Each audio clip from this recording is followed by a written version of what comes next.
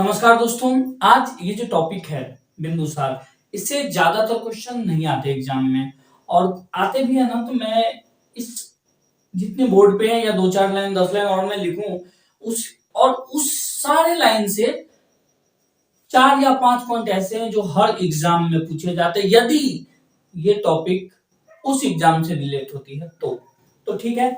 तो मेरे वीडियो के साथ बने रहे, मैं जरूर और जरूर अंत तक वो वाले पॉइंट को जरूर मैं आप तक रखूंगा। देखो, ये इनके बारे में ना, बिंदुसार के बारे में ना बहुत अजीब अजीब चीज बोला गया।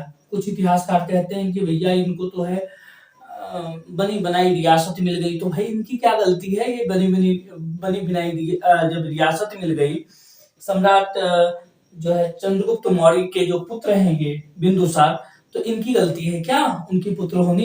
तो इतिहासकार महोदय थोड़ी सी ज्ञान को यदि है आपके पास तो और अपडेट कीजिए। ये आप तो नेपोटिज्म का आरोप लगा रहे हैं, गलत बात। बॉलीवुड को टारगेट मत कीजिए।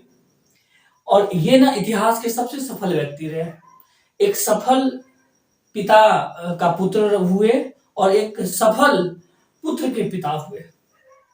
मतलब कि इसके जो पिता है वो चंद्रगुप्त मौर्य हुए और इनके जो बेटा है वो अशोक हुए। अशोक के बारे में तो आप लोग जानते ही हैं, वन एंड ओनली सिंघम, है ना अशोक। तो ठीक है, अब इसके बारे में स्टार्ट करते हैं। देखो, ये चंद्रगुप्त मौर्य का उत्तराधिकारी था, ये बात याद रखना। ये तो बहुत सारी कॉमन सी चीज है कि बिंदुसार किसका उत्तराधिकारी था। तो बिंदुसार जो है चंद्रगुप्त मौर्य का उत्तराधिकारी था। और ये जो है मगध की राजगद्दी पर 298 ईस्वी पूर्व, है ना, मगध के राजगद्दी पर इन्होंने अपने आप को बिठा लिया या आसीन कर लिया कि भैया मैं तो अब राजा बन ही गया। और देखो, ये जो है बड़े ही स्टाइलिश थे, और इसे कितने सारे स्टाइलिश थे मैं नीचे बताऊंगा, आगे बताऊंगा। लेकिन एक बात जान लो, ये वही बंदा है, हाँ ये वही बंदा है जिसको इतिहास अमित्रघात के नाम से पुकारता है, यानी कि शत्रु विनाशक।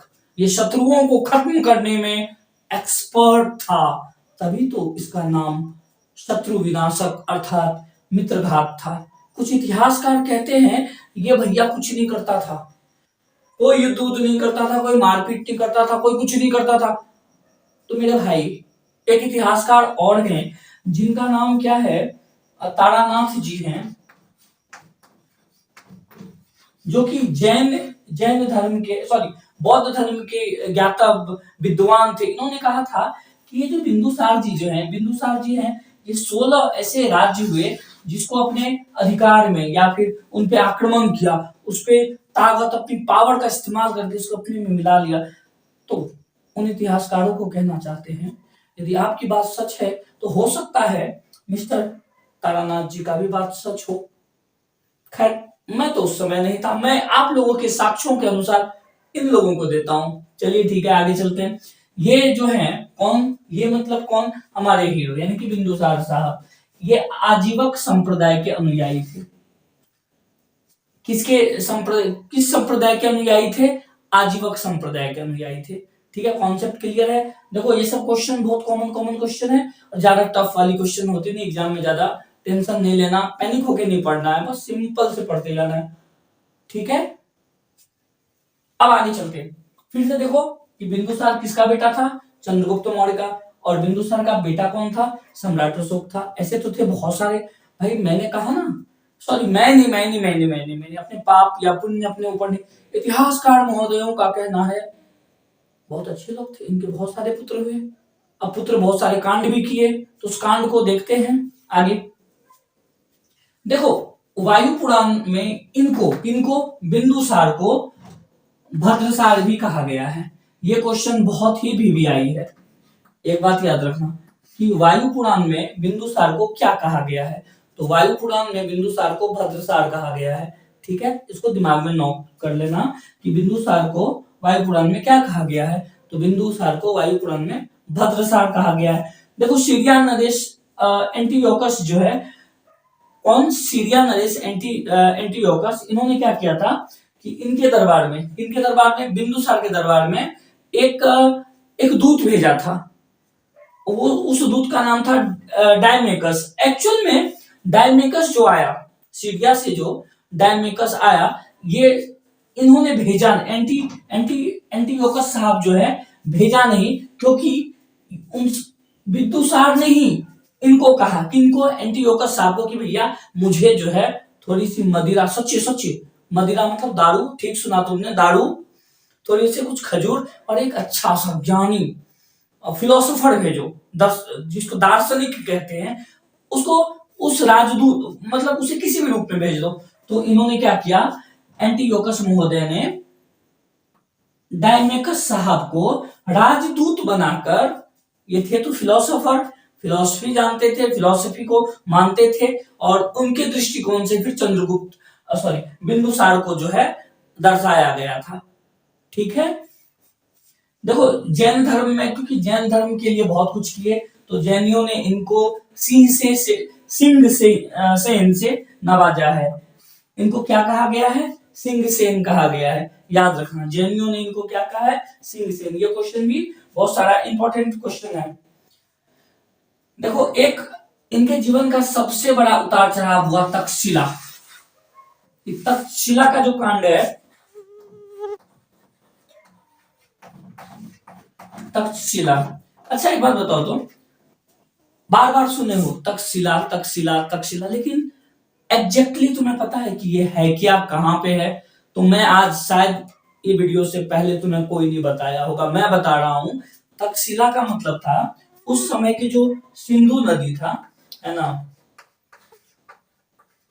सिंधु नदी से झेलम नदी तक का जो एरिया था उसे तक्षशिला कहा गया था। ये नदी के बीच वाला जो जगह था, इन दोनों नदी के बीच में जो एरिया आता था उस एरिया को तक्षशिला कहा गया था।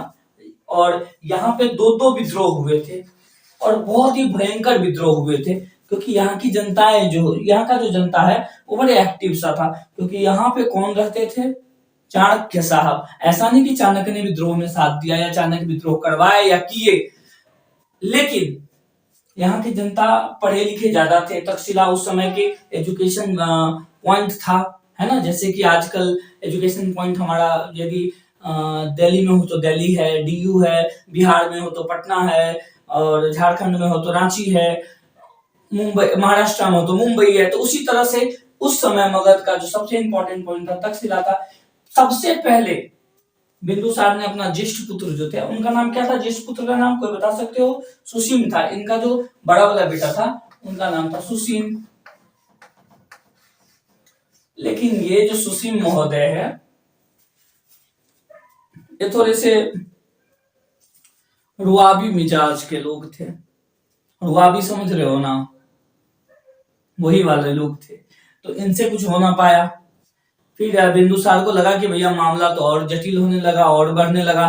तो अशोक जी को जो है बोला कि बेटा अशोक जाओ, देखो मैटर क्या हुआ है और सलटाओ। और अशोक को दुनिया जानती है, मैं भी जानता हूं, आप नहीं जानते हो तो अगले वीडियो के लिए वेट करो। ये सम्राट अशोक गए और वो दोनों ही विद्रोह को संयमता पूर्वक निपटा दिए।